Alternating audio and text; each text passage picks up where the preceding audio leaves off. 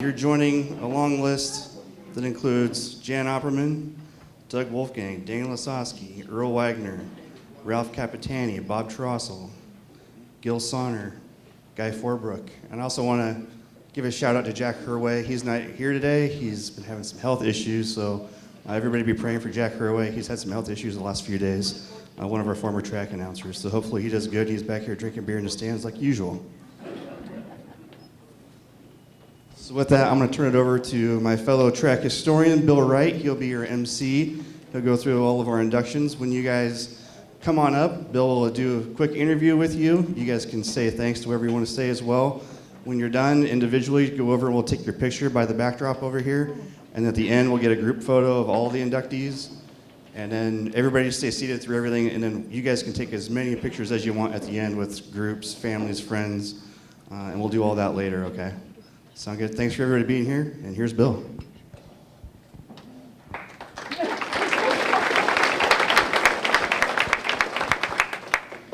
Thanks, Eric, and thanks to the hard work of the Knoxville Raceway Hall of Fame Committee. Like Eric said, this is the biggest crowd we've had in a little while here, and I have all you to thank for being here. We'd like to see everybody here every year because this is a really special day for the Knoxville Raceway and for the inductees coming in. And I too want to welcome all the former inductees that are here with us today. We're going to start alphabetically here with William Billy Alley, and we'll talk about his first full season competing at Knoxville in 2003 in the 360 class. He would win 5 features that year, including a sweep, a twin features night on his way to the track championship. He would drive his family-owned number 22 to the 360 Knoxville Nationals Championship in 2004 and 2005. In 2003, Alley would move up to the 410 class and drove his way to the 2006 track championship driving the Gifford Motorsports number 17G. I think he won that by a whopping 5 points. I think that was our closest finish ever. He would end his Knoxville career after the 2016 season with 5 410 wins and 13 360 wins. He started the Knoxville Nationals A-Main 4 times, 2005, 2006, 2008, and 2015. So I'll go ahead and call our friend up, Billy Alley.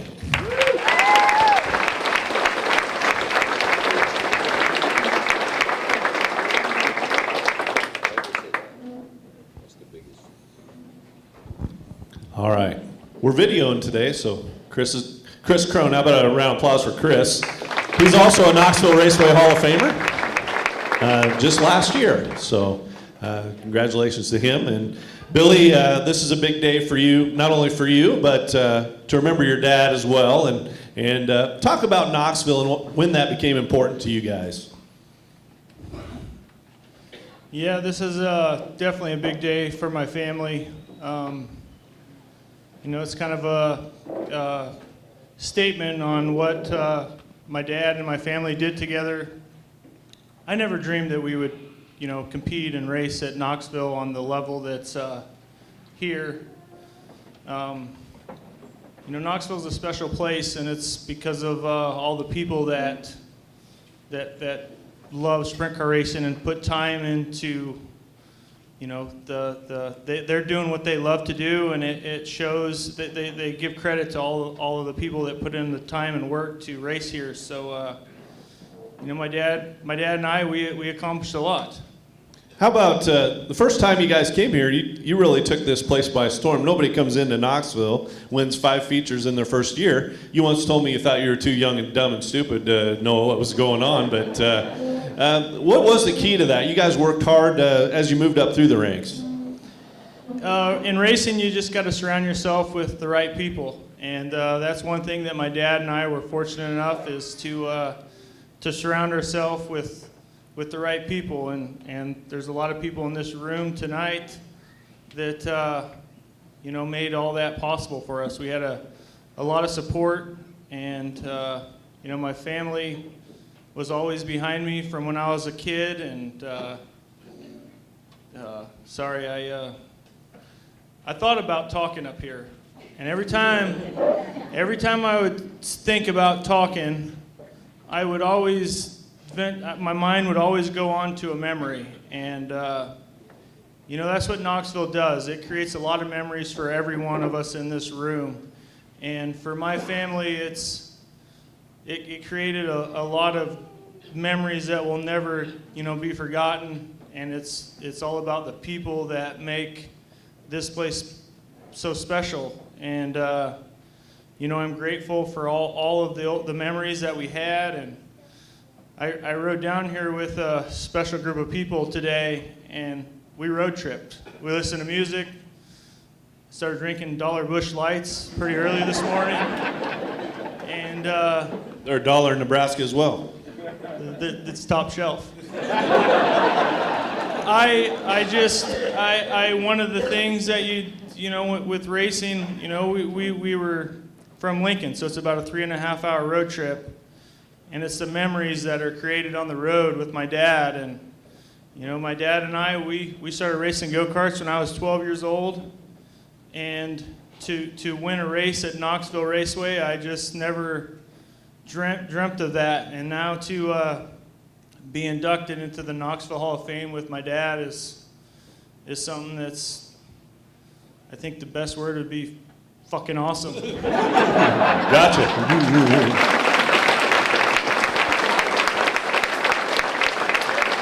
And Crone's good at editing stuff, so that'll be good. All right. No need for edit. And everybody in this room, they love sprint cars. That's why they're in this room. And it's a special group of people. And you create a lot of friends and memories, and no need for editing. I got one more question for you, then we'll talk about your dad a little bit. But there was a guy you had a rivalry with around here, the one you beat by 5 points for that track championship. He wasn't too happy with you taking his money a lot of times, but you guys had a good, not always friendly rivalry, but you had a good rivalry through the years, no matter where you were racing. Talk about him a little bit. Yeah, is he racing tonight? I think he is, yeah.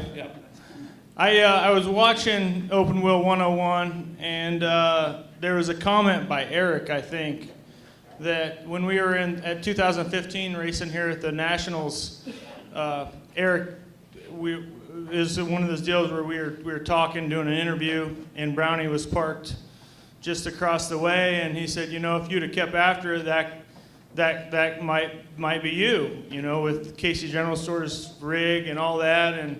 And when I was watching that show, I made a comment, well, is he really happy? And who's more happy? Well, as we go through life, things change and we make choices. And I know Brown has worked super, super hard for what he's accomplished and does. And,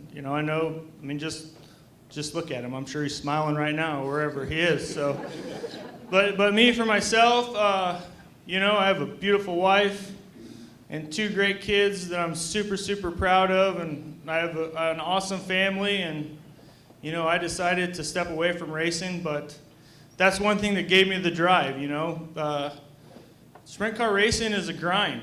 It's a grind at home, and that's why as I've stepped away, I idolize the guys that are going to be over there racing tonight, because you don't realize it, but those guys started preparing for this race tonight last Saturday, because that's probably when they stopped racing. Some of them raced last night, and they're going to be battling tonight. And they put a lot of time and effort, and their whole life surrounds it. And I really think a lot of those guys that have done it for a long time, and as far as me and Brown go, that was kind of the highlight, one of my highlights. I can tell Brown that I won a 410 championship before he did. There you go.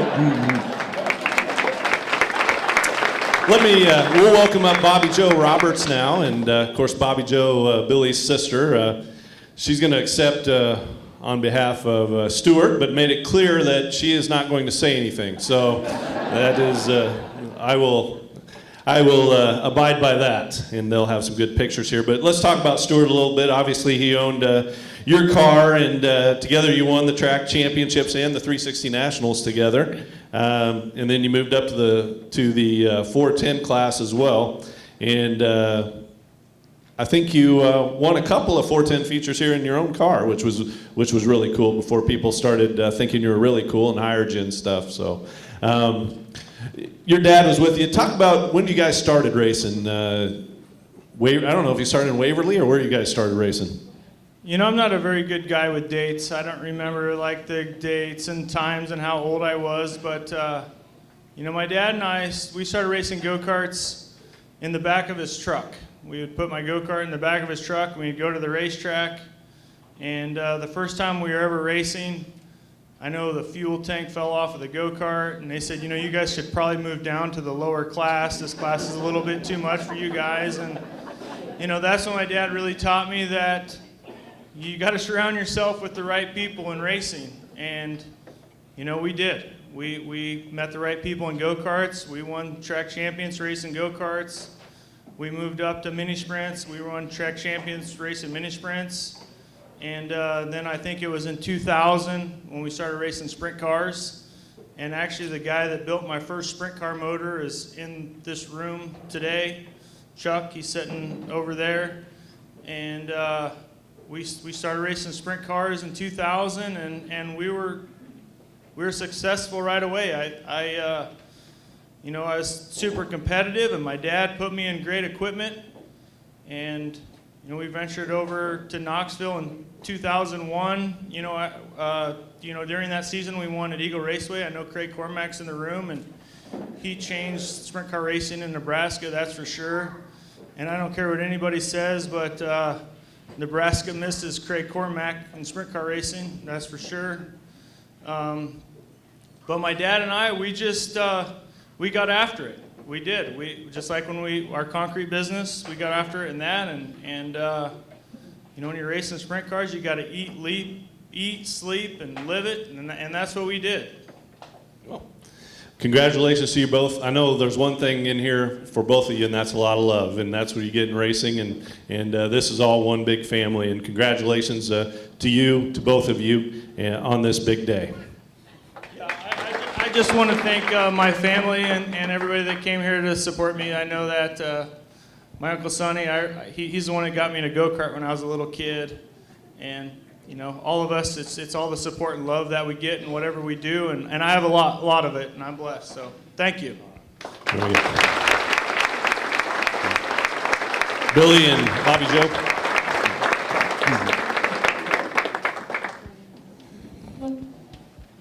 All right, next up is Johnny Herrera. Of course, Johnny was known as an outlaw most of his career, a lot of those years with the World of Outlaws, but he drove here full-time for 2 seasons, and both years he won the track championship. In 1995, he drove for fellow Hall of Famer Guy Forbrook in the Midwest, and he racked up 5 feature wins at Knoxville on his way to the championship. And he came back in 2009 and raced for Larry Woodward that year in the 2W. He would again win 5 times and edge out his second track championship by 63 points. He has a total of 17 feature wins at Knoxville and has started the Knoxville Nationals A-Main 12 times with 7 top 10s, 4 top 5s, and a best finish of 4th. Johnny Herrera, ladies and gentlemen.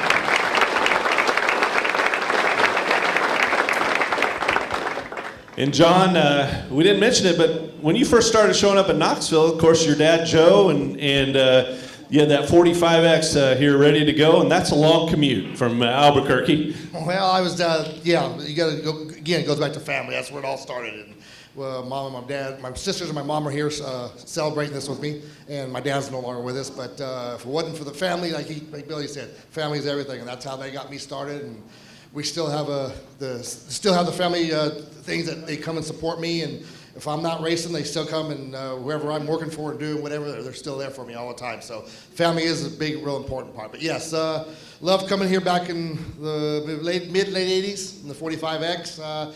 Tried to run some World of Outlaw stuff, and then we stayed around here and ran some races. And I think I went to Marshalltown, Iowa, and Challenger was up in Bondurant, Challenger chassis back in the day with Harold and Ned then. And just a lot of great memories from up here in this area. Just love this racetrack. It's always been good to me. Love the people. I mean, there's so many great people in this room, that I've met over the years since I've been coming up here. And you always build them friendships and you cherish them forever. Talk about the 2 years you did spend here full time. The first year with Guy at Forbrook. Talk about that experience.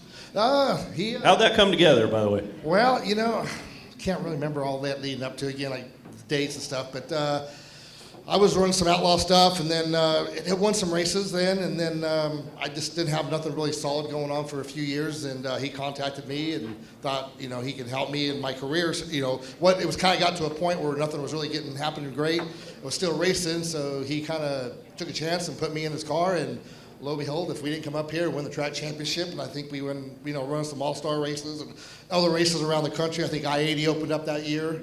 I think we won every main event they ever had there that year, and then we come over here and we won several that year here. They go to Houston and won some, and I think we won 43 or 44 features that year. So he was a good guy, mentor, and he did a lot and helped me in my career back then in '95 and racing here, and taught me a lot about racing here. You know, racing with him. You know, he's a legend himself. He's won a lot of races and took a lot of people to a lot of wins, and he's you know, big. That was a good thing for me. Yeah, I was going to say that gave you a boost. That wasn't long you were winning the King's Royal and stuff like that. So, yeah, I left there, and you know, the next year I got hired there, and I think Gail Sonner, the Casey's General Store car, and drove out on the Outlaw Tour for a couple of years, and you know, we were okay, but we weren't great, and then we knocked off the King's Royal, and then I think I don't know if it was that same year we won at Williams Grove, won an outlaw race at Williams Grove, and. Again, another great people. Another, you know, there's a lot of good people in this room. That, you know, Donnie Saunders, he's in the room today.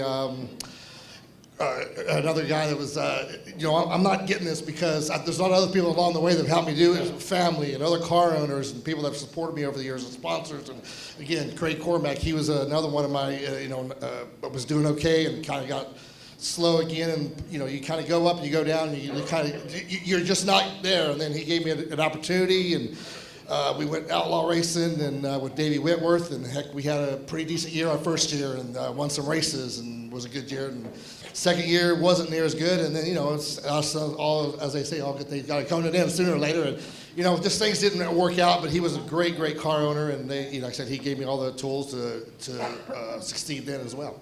No, I think your second championship was a bit of a surprise to everybody. You kind of were kind of a surprise entrant to run here full time with Larry Woodward. Yeah, I hadn't been doing much 410 racing there. I didn't do much racing there for about 4 or 5 years, and I got the phone call over the wintertime, said, hey, you want to come drive this thing, and we're going to just, you know, run around Knoxville, and we'll go run some outlaw races here and there. So that's when Larry Woodward was, Troy Renfrew was a crew chief on that and working with it. So, and of course, with Troy, we won the King's Royal and the Gail Sonner, and he was a crew chief then. So anyway, we had a little bit of a relationship, contacted me over the winter. I think we met at the trade show, we put a thing together, and then come up here and started, you know, we come up here hoping to win it and didn't know, we didn't have all the motor, our motor program wasn't the best, but they had a motor builder out of Arizona, Klein Engines, and no, it wasn't Klein Engines, that was with Cormac's, wrong team.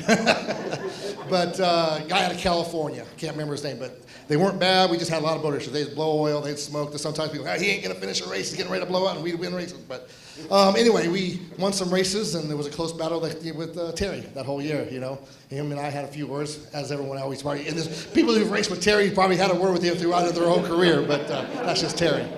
Yeah, absolutely. Now, I know what you're doing now, but tell folks who you're helping out now and what you're doing. Well, the last few years I haven't raced much. In the last 2 years I probably raced a dozen times, and a couple years ago I was helping Harley White. She went off, and then COVID hit, and now she don't own her own stuff no more, so she's out in Ohio driving for somebody. And now I'm working presently with some boys from back home in Broken Arrow area, Cade and Chance Morton. And the dad's here with us, Blaine. I work for them.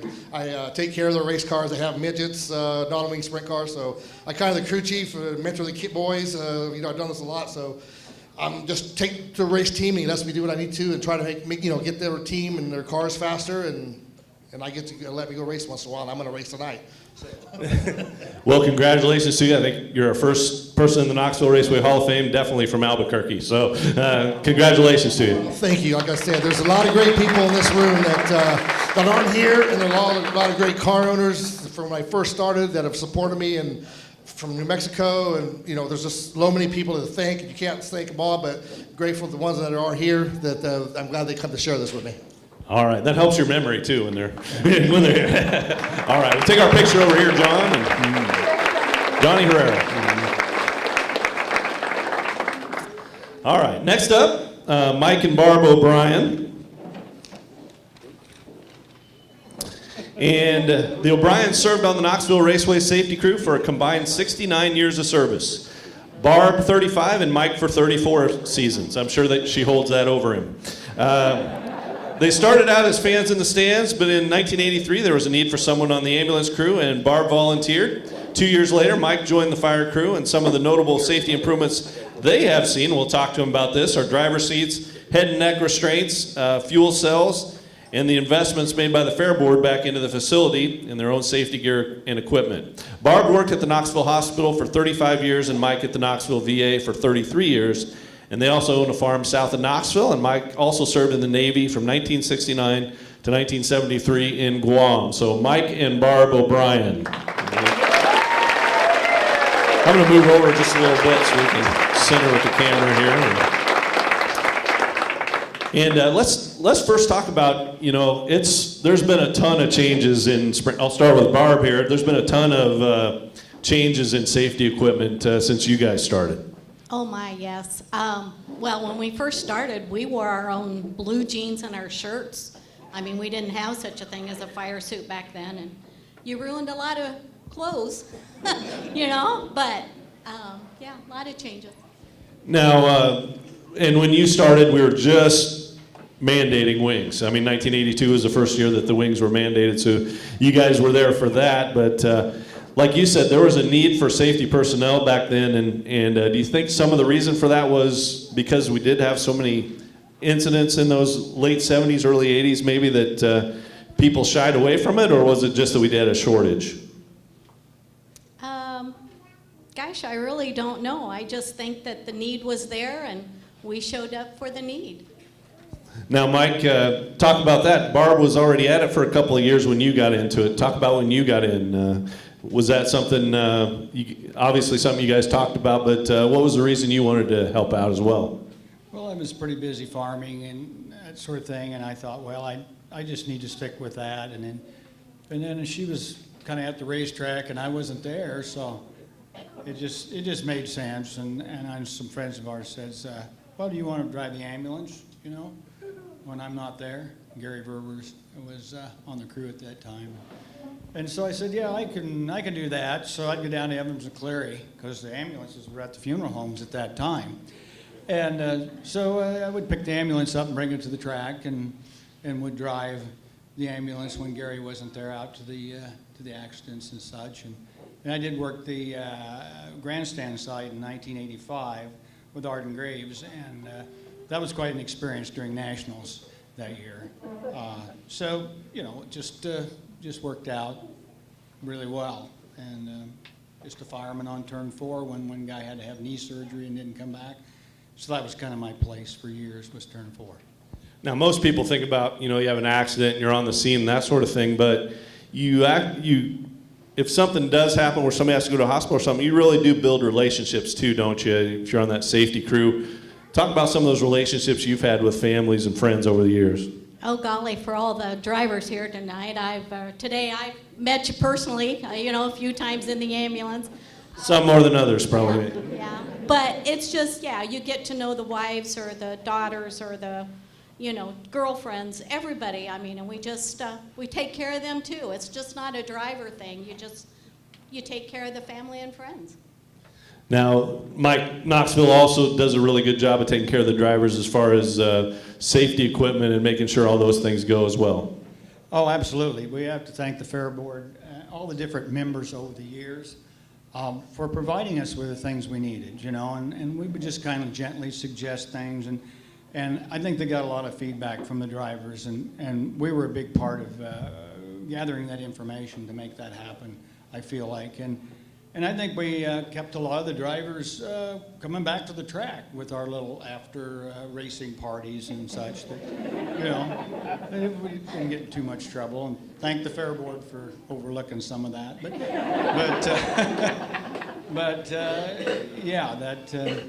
That's just how things come together.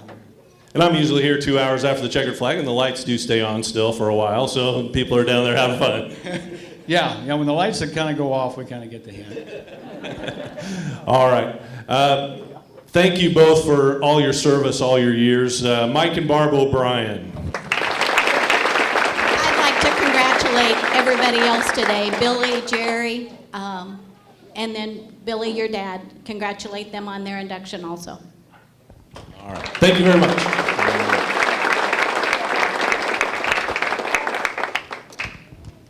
And last but not least, Jerry Richert Jr., known by his family as Sonny. Richert competed at Knoxville for the first time during the 1982 season. His first win came at the 1988 season opener while driving the Johnson and Taggart number 81. That'd be Marty Johnson and Terry Taggart. He would pick up his second win 3 weeks later. In 1989, he would win 4 features in the Phil Durst 1X and finish second in points. More wins would come in the early 1990s, and he would finish his Knoxville career with a total of 10 feature wins, 5 top 10 point finishes, and 4 starts in the Knoxville Nationals A-Main. 1988, 1990, 1994, and 1995. He joins his father in the Hall of Fame. His father was inducted in 1986, and of course is the 1962 Knoxville Nationals champion. We want to welcome Jerry Richert Jr.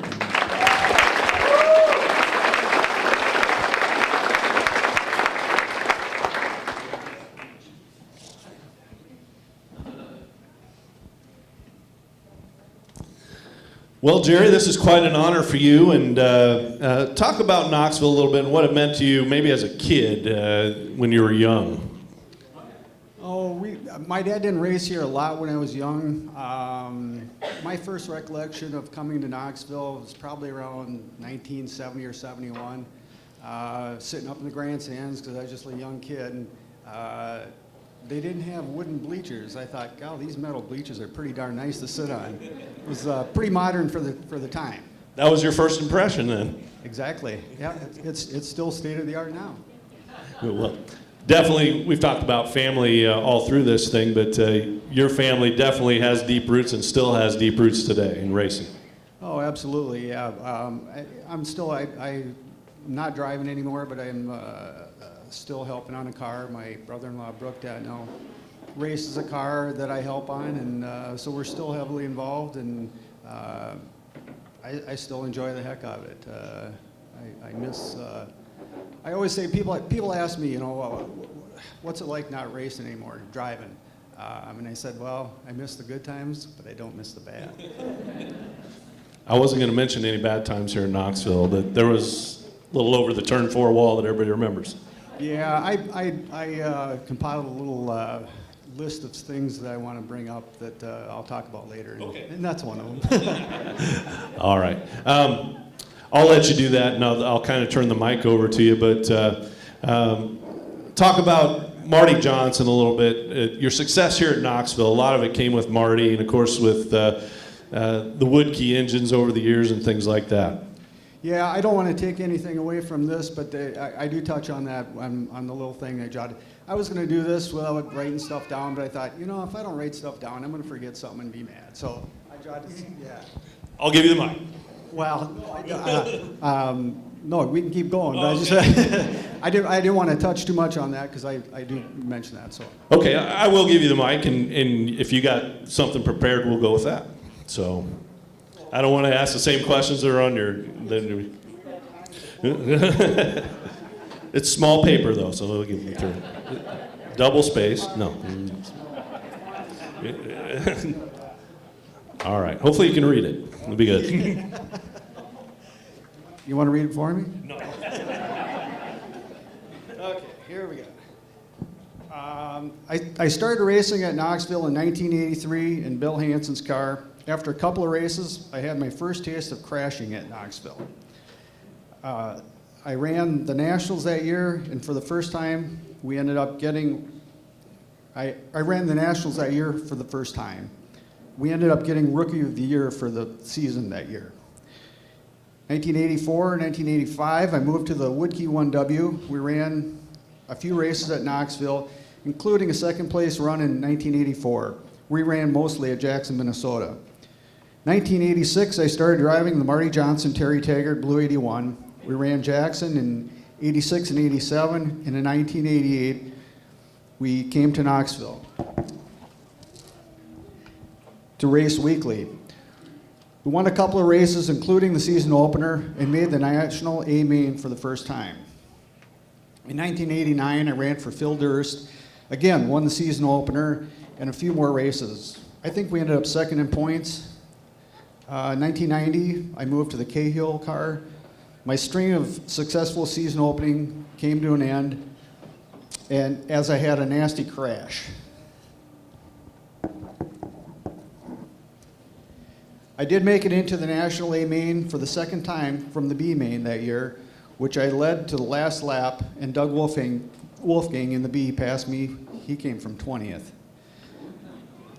1991 saw me back in the Cahill car to start. We parted ways. I went to the Larry Ball 3B. In July, Guy Forbrick asked me to drive his car. The driver, Jack Hodenschild, had some medical issues. I ended a dry spell and won. 1982, I won a week before the Nationals in the Ball 3B. 1983, not a lot to mention. 1984. 94, thank you. See, that's why I don't do this a lot, because We don't want to make you older than you are. 1994, I got picked to drive the Jensen Construction 55. In that car, I got my only quick time, but things just didn't work out. And by June, I was let go. I moved to the Jordan Brothers car that year. After that one, I moved to the Jordan's car. 1 week I was driving to Knoxville to race. Around Webster City exit, I noticed someone following me. Pulled over, it was Marty Johnson. We didn't have any cell phones, and he wanted to let me know that Jordan's had issues with their engine and would not be able to race. Frustrated and disappointed, I asked Marty, would it be possible to do something for the Nationals that year? I think this is how it went, Marty. You can correct me if I'm wrong. He said, I'll see what I can do. He was working on another car at the time. That year he ran 2 race cars, one being an old coil suspension car, and I'll be damned if we didn't put it in the big show that year.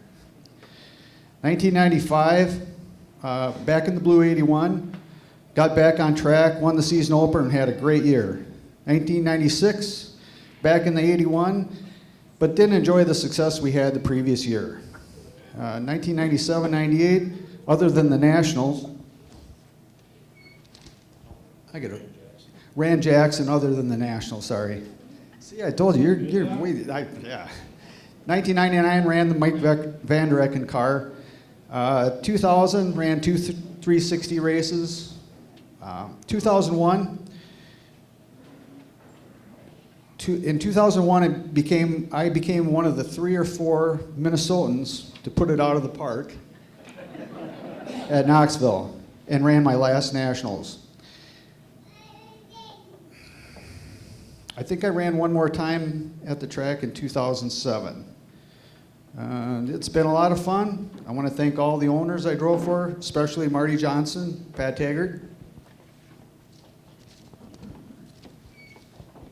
who are a very large part of why I'm up here. Also want to thank my family and friends who came today. Thanks everybody for coming. Also, congratulations to the other inductees. And by the way, Marty dug out an old Blue 81 coil car. We're racing tonight. Is that a surprise to you, Marty? Or?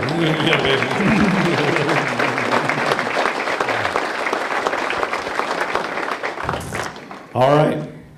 I wouldn't have known all that stuff, so I jogging my memory there. But we talked about it earlier. One big racing family here, and we all congratulate you, Jerry, for being a part of this crew. Yeah, exactly. Like the other guys said, this is a big racing family. I mean, I got actual blood family here, but everybody else's family as well. Racing is one big family, and that's what makes it so darn special. You know, it's just we have a lot of fun. Although we do fight once in a while, like family, but most of it's fun and friendly. All right, Jerry Richert Jr., ladies and gentlemen.